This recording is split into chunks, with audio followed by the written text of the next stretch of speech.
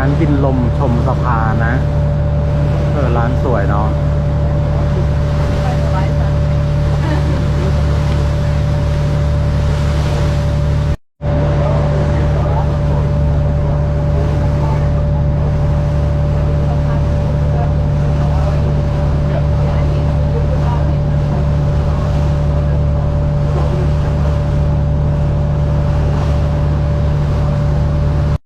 ตรงนี้เป็นพ